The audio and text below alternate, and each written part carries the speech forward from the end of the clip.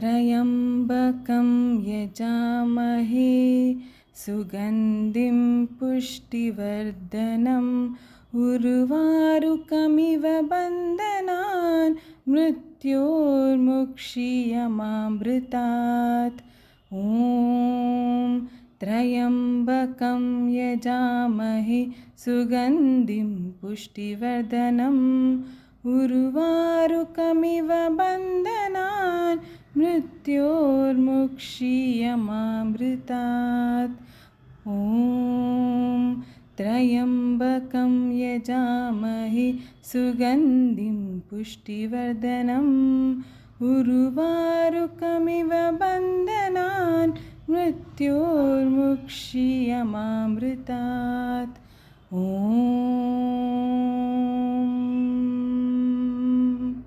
ನಮಸ್ಕಾರ ಎಲ್ರಿಗೂ, welcome to ದೀಪರಾಯಸ್ YouTube channel. ಇವತ್ತು ನಾವು ಸೋಮವಾರ ಎಲ್ಲಿಗೆ ಬಂದಿದ್ದೀವಿ? ಚಾಮರಾಜಪೇಟೆಯಲ್ಲಿರುವಂಥ ರಾಮೇಶ್ವರ ಸ್ವಾಮಿ ದೇವಾಲಯಕ್ಕೆ ಬಂದಿದ್ದೀವಿ. ಸೊ ಇಲ್ಲಿರೋ ವಿಶೇಷತೆ ಏನು ಅಂತ ಅರ್ಚಕರನ್ನ ಮಾತಾಡ್ಸ್ತಾ ಕೇಳ್ಕೊಳ್ಳೋಣ. ಎಷ್ಟೊಂದು ಸಾಕಷ್ಟು ಮಾಹಿತಿಗಳನ್ನ ಅವ್ರು ನಮಗೆ ಕೊಡ್ತಾರೆ. ಸೊ ನಮಸ್ಕಾರ ಸ್ವಾಮಿ. ನಿಮ್ಮ ಹೆಸರು? ರಮೇಶ್ ಶಾಸ್ತ್ರಿ ಅಂತ. ರಮೇಶ್ ಶಾಸ್ತ್ರಿ ಅವರಂತ ಅವ್ರ ಹೆಸರು. ಹೇಳಿ ಸ್ವಾಮಿಗಳು, ಇಲ್ಲಿ ಎಷ್ಟೊತ್ತಿಂದ ಎಷ್ಟೊತ್ತಿಗೂ ಓಪನ್ ಇರುತ್ತೆ ಟೈಮಿಂಗ್ಸು, ಮತ್ತು ಇಲ್ಲಿನ ವಿಶೇಷತೆಗಳನ್ನು ನಮ್ಮ ವೀಕ್ಷಕರಿಗೆ ತಿಳಿಸ್ಕೊಡಿ. ಇದು ರಾಮೇಶ್ವರ ಸ್ವಾಮಿ ದೇವಸ್ಥಾನ ಅಂತ. ಇದು ಸುಮಾರು 250-300 ವರ್ಷದ ಪುರಾತನವಾದಂಥ ದೇವಸ್ಥಾನ. ಇದು ಮೈಸೂರು ಮಹಾರಾಜರ ಕಾಲದಂಥದ್ದು. ಮುಂದೆ ಒಂದು ಆರ್ಚ್ ಮಾಡಿಸ್ಕೊಟ್ಟಿದ್ದಾರೆ. ಕೃಷ್ಣ ಮಂದಿರ ಅಂತ ಒಂದು ಸ್ಕೂಲ್ ಮಾಡಿಕೊಟ್ಟಿದ್ದಾರೆ. ಇಲ್ಲಿ ಕೃಷ್ಣರಾಜ ಒಡೆಯರ್ ಅವರು ಮಾಡಿಸ್ಕೊಟ್ಟಿರೋದು. ಅವ್ರಿಗೆ 21 ವರ್ಷ ಹುಟ್ಟಿದಬ್ಬ ಆಯಿತು ಅಂತೇಳಿ ಆ ಸಂದರ್ಭದಲ್ಲಿ ಮುಖಮಂಟಪ ಮತ್ತು ಇದು ಎರಡು ಮಾಡಿಸ್ಕೊಟ್ರು. ಇದು ಮುಜರಾಯಿ ಆಡಳಿತಕ್ಕೆ ಒಳಪಟ್ಟಿದೆ. ಮುಜರಾಯಿ ಸರ್ಕಾರ ನಡೆಸ್ತಾ ಇರೋ ದೇವಸ್ಥಾನ. ಇದು ಬೆಳಿಗ್ಗೆ ನಾವು 6:30 11:30ವರೆಗೂ ಇದನ್ನು ಪೂಜೆಗೆ ಅವಕಾಶ ಇರುತ್ತೆ. ಸಂಜೆ 6ರಿಂದ 8:30ವರೆಗೂ ಇರುತ್ತೆ. ಎಲ್ಲ ಪೂಜೆಗಳು ಚೆನ್ನಾಗಿ ನಡೆಯುತ್ತೆ. ಪ್ರತಿ ಸೋಮವಾರ ರುದ್ರಾಭಿಷೇಕ, ಏಕಾದಶವಾರ, ಏಕವಾರ ಹೀಗೆ ನಡೆಯುತ್ತೆ. ದಿವಸ ಪಂಚಾಮೃತ ಅಭಿಷೇಕ ಇರುತ್ತೆ.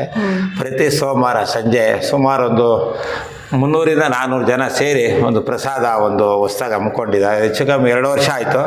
2 ವರ್ಷದಿಂದ ಸೋಮವಾರ ದಿವಸ ಹೆಚ್ಚಿಗೆ ಜನ ಭಕ್ತಾದಿಗಳು ಬರ್ತಾ ಇದ್ದಾರೆ. ಸೊ ನೀವೆಷ್ಟು ವರ್ಷದಿಂದ ಇಲ್ಲಿ ಪೂಜೆ ಮಾಡ್ಕೊಂಡ್ಬಂದಿದ್ದೀರಾ? ಇಲ್ಲಿ ನಾನು ಒಂದು 5 ವರ್ಷದಿಂದ ಪೂಜೆ ಮಾಡ್ತಾಯಿದ್ದೀನಿ. ನಾನು ಹುಟ್ಟು ಬೆಳೆದಿದ್ದೆಲ್ಲ ಇದೇ ನಗರದಲ್ಲೇ, ಚಾಮರಾಜಪೇಟೆಯಲ್ಲಿ. 5 ವರ್ಷದಿಂದ ಸೇವೆ ಮಾಡುವಂಥ ಅವಕಾಶ ಸಿಕ್ಕಿದೆ, ಮಾಡ್ತಾಯಿದ್ದೀವಿ.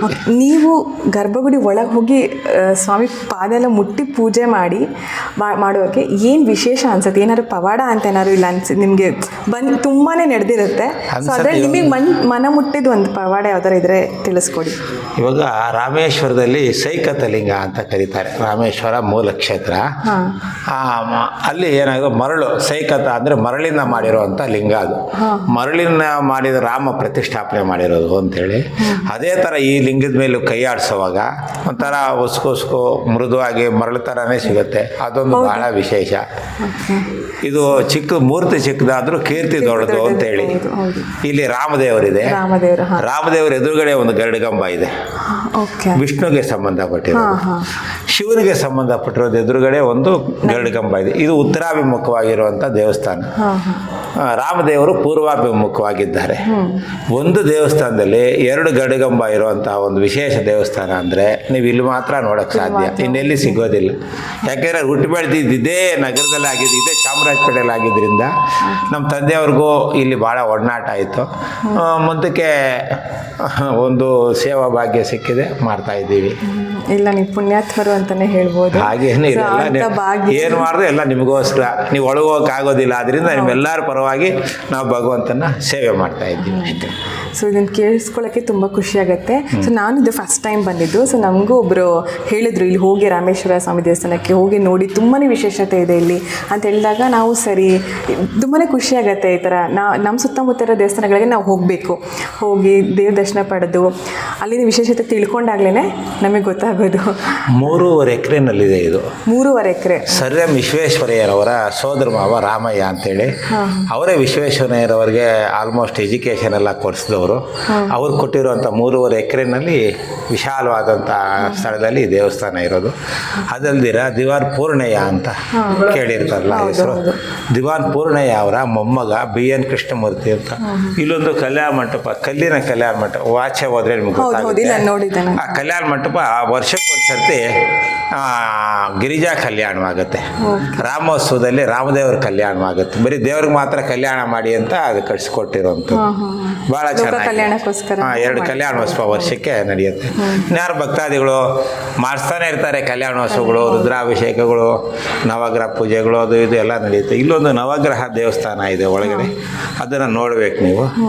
ಪತ್ನಿ ಸಮೇತವಾಗಿರುವಂಥದ್ದು.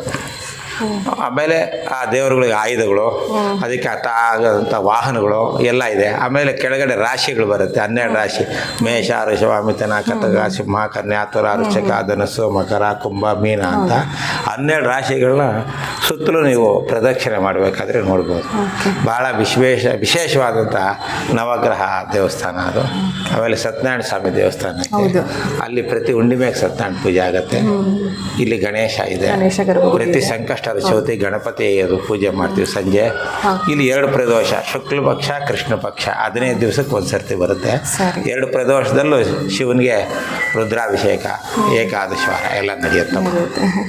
ಸೊ ನಾವು ಅನ್ಕೋತೀವಿ ನಮಗೆ ಗೊತ್ತಿರೋ ಅಲ್ಪ ಸ್ವಲ್ಪದಲ್ಲೇ ಸಾಕಷ್ಟು ತಿಳ್ಕೊಂಡಿದ್ದೀವಿ, ತುಂಬ ಗೊತ್ತಿದೆ ನಮಗೆ ಅಂದ್ಕೊಳ್ತೀವಿ. ಇಲ್ಲ, ನಮಗೆ ಗೊತ್ತಿರೋದೇ ಏನಂತಾರೆ ಅಲ್ಪದಲ್ಲಿ ಅಲ್ಪ ಅಂತ ಹೇಳಕ್ಕೆ ಇಷ್ಟಪಡ್ತೀನಿ. ಎಷ್ಟು ವಿಷಯಗಳು ಸತ್ಯ ಅಂತ ಗಂಟೆ ಹೊಡಿರ್ತದೆ, ಎಷ್ಟು ವಿಷಯಗಳು ನಮಗೆ ಸ್ವಾಮಿಗಳು ತಿಳಿಸ್ಕೊಟ್ರು. ತುಂಬಾ ಒಂಥರ ಮೈ ಜುಮ್ಮನತ್ತೆ, ಹೀಗೆಲ್ಲ ಇದೆಯಾ, ತುಂಬಾ ತಿಳ್ಕೊಂಡಿದ್ದಾರೆ ಆ್ಯಕ್ಚುಲಿ ಸ್ವಾಮಿಗಳು. ಅವ್ರು ಈ ತಿಳ್ಕೊಂಡಿರೋದು ನಮ್ಮಲ್ಲಿ ಹಂಚ್ತಿದ್ದಾರೆ ಅಂತ ಹೇಳಕ್ಕೆ ಇಷ್ಟಪಡ್ತೀನಿ.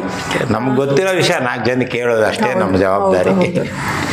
ನಿಜ, ಖಂಡಿತ. ಸೊ ನಾವು ಇದೆಲ್ಲ ತಿಳ್ಕೊಬೇಕು. ನಮ್ಮ ದೇವಸ್ಥಾನಗಳ ನಾವು ಬರದೇ ಇದ್ದರೆ ಹೆಂಗೆ ನಾವು ಬೆಳೆಸ್ತೀವಿ? ನಾವು ಬರಬೇಕು. ನಾವು ಬಂದರೆ ನಮ್ಮ ಮನಸ್ಸಿಗೂ ಶಾಂತಿ, ನೆಮ್ಮದಿ, ಮತ್ತು ನಮ್ಮ ಜೀವನದಲ್ಲಿ ಸಾಕಷ್ಟು ಯಶಸ್ಸುಗಳನ್ನ ನಾವು ಕಾಣಬಹುದು. ನಮ್ಮ ಕುಟುಂಬದವ್ರಿಗೆಲ್ಲ ಆಯಸ್ಸು, ಆರೋಗ್ಯನ ನಾವು ಕೇಳ್ಕೊಳ್ತಾ, ನಮ್ಮ ಸುತ್ತಮುತ್ತಲಿನ ಜನರಿಗೆ ಒಳ್ಳೆಯದಾಗಲಿ ಅಂತ ಕೇಳ್ಕೊಳ್ತಾ ನಾವು ಏನಂತಾರೆ ಸಂತೋಷವಾಗಿರ್ಬೋದು ಅಂತ ಹೇಳಕ್ಕೆ ಇಷ್ಟಪಡ್ತೀನಿ. ಸೊ ನೀವಿನ್ನೇನಾದರೂ ನುಡಿ ಮಾತನ್ನು ಹೇಳಕ್ಕೆ ಇಷ್ಟಪಡ್ತೀರಾ? ಏನಿಲ್ಲ, ನೀವೇನು ಕೇಳಿದ್ರು ಕೊಟ್ಟಿದ್ದೀನಿ ಅದಕ್ಕೆ ಉತ್ತರಗಳು. ಭಗವಂತ ಒಳ್ಳೆ ಮಾಡಲಿ. ಸರ್ವೇ ಜನ ಸುಖಿನೋ ಭವಂತು, ಸಮಸ್ತ ಸನ್ಮಂಗಳಾನಿ ಭವಂತು. ಸಾಧ್ಯವಾದರೆ ಎಲ್ಲ ಬಂದು ಭಗವಂತನ ದರ್ಶನ ಮಾಡ್ಕೊಳ್ಳಿ. ಖಂಡಿತವಾಗ್ಲೂ ಬರಬೇಕು ನೀವೆಲ್ಲರೂ. ಇಲ್ಲಿ ಚಾಮರಾಜಪೇಟೆಯಲ್ಲಿ ಇರುವಂಥ ರಾಮೇಶ್ವರ ದೇವಾಲಯಕ್ಕೆ ಖಂಡಿತವಾಗ್ಲೂ ಬನ್ನಿ. ಸೊ ನಿಮಗೆ ಎಕ್ಸ್ಪೀರಿಯೆನ್ಸ್ ಆಗುತ್ತೆ ಅಂತ ಹೇಳಕ್ಕೆ ಇಷ್ಟಪಡ್ತೀನಿ. ಸೊ ಇಷ್ಟೊಂದು ಹೇಳ್ತಾ ಥ್ಯಾಂಕ್ ಯು ಸ್ವಾಮಿಗಳೇ, ನಮ್ಮ ಮತ್ತೆ ಇಷ್ಟೊತ್ತು ಮಾತಾಡಿ ಇಷ್ಟೊಂದು ಮಾಹಿತಿ ಕೊಟ್ಟಿದ್ದಕ್ಕೆ ಧನ್ಯವಾದಗಳು. ಆಶೀರ್ವಾದ ಮಾಡಿ. ಒಳ್ಳೆಯದಾಗಲಿ. ಇಲ್ಲ, ಈ ಕಡೆ ಬಂದರೆ ದೇವರಿದ್ದಾನೆ, ಅದಕ್ಕೆ. ಸುಮಂಗಲಿರ್ಯ ಮಧೋರಿಮಾಂ ಸಮೇತ ಪಶ್ಯತಾಂ ಸೌಭಾಗ್ಯಮಸ್ಮೈ ತತ್ವಾಯಾದಾಸ್ತಂ ವಿಪರೀತ. ದೇವ ಒಳ್ಳೇದು ಮಾಡಲಿ. ಶುಭಮಸ್ತು. Thank you sir.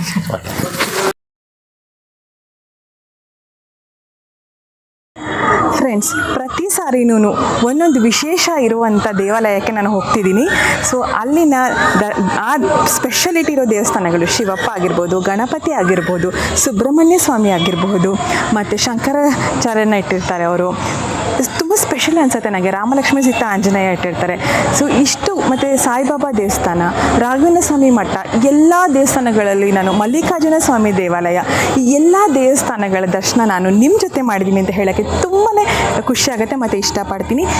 ಹೀಗೆ ಇವತ್ತು ಕೂಡ ನಾವು ಚಾಮರಾಜಪೇಟೆಯಲ್ಲಿ ಇರುವಂಥ ರಾಮೇಶ್ವರ ದೇವಸ್ಥಾನಕ್ಕೆ ಬಂದಿರೋದು ತುಂಬ ಖುಷಿ ಇದೆ. ನನ್ನ ಜೊತೆ ನಿಮಗೂ ಕೂಡ ದೇವ್ರ ದರ್ಶನ ಮಾಡ್ತಿದ್ದೀನಿ ಅನ್ನೋದು ಮನಸ್ಸಿಗೆ ತುಂಬಾ ತೃಪ್ತಿ ಇದೆ ಫ್ರೆಂಡ್ಸ್. ಸೊ ಇಷ್ಟನ್ನು ಹೇಳ್ತಾ ಇಲ್ಲಿನ ವಿಶೇಷತೆಗಳನ್ನೆಲ್ಲ ಕೇಳಿಸ್ಕೊಂಡ್ಮೇಲೆ ಇನ್ನು ಎಷ್ಟಿದೆಪ್ಪ ನಮಗೆ ಗೊತ್ತಿದ್ದಿರೋ ವಿಷಯಗಳು ಅಂತ ಅನಿಸುತ್ತೆ. ಸೊ ದಯವಿಟ್ಟು ನೀವು ಕೂಡ ಈ ಕಡೆ ಬಂದಾಗ ಅಥವಾ ಇಲ್ಲಿಗೆ ಅಂತಲೇ ಬನ್ನಿ. ಸೊ ರಾಮೇಶ್ವರ ದರ್ಶನ ಮಾಡ್ಕೊಳ್ಳಿ. ಆ ಶಿವಪ್ಪನ ಆಶೀರ್ವಾದ ನಿಮ್ಮ ಮೇಲೆ ಮತ್ತು ನಿಮ್ಮ ಕುಟುಂಬದವರ ಮೇಲೆ ಇರಲಿ ಅಂತ ಹೇಳ್ತಾ ಇವತ್ತಿನ ಈ ವಿಡಿಯೋನ ನಾನು ಇಲ್ಲಿಗೆ ಮುಗಿಸ್ತೀನಿ. ಏನಂತಾರೆ, ಒಂದು 5 ನಿಮಿಷ ಇಲ್ಲಿ ಕುತ್ಕೋಬೇಕು ನೆಮ್ಮದಿಯಾಗಿ ಅಂತ ಅನ್ನಿಸ್ತಿದೆ ನನಗೆ. ಸೊ ನನ್ನೊಟ್ಟಿಗೆ ನಿಮಗೂ ಕೂಡ ಎಲ್ಲರಿಗೂ ಒಳ್ಳೆಯದಾಗಲಿ ಅಂತ ನಾನು ಕೇಳ್ಕೊಳ್ತಾ ಇಲ್ಲಿಗೆ ಈ ವಿಡಿಯೋನ ಮುಗಿಸ್ತಾ ಇದ್ದೀನಿ. Thank you for watching Deepa ರಾಯಸ್ YouTube channel. Please like, share, subscribe.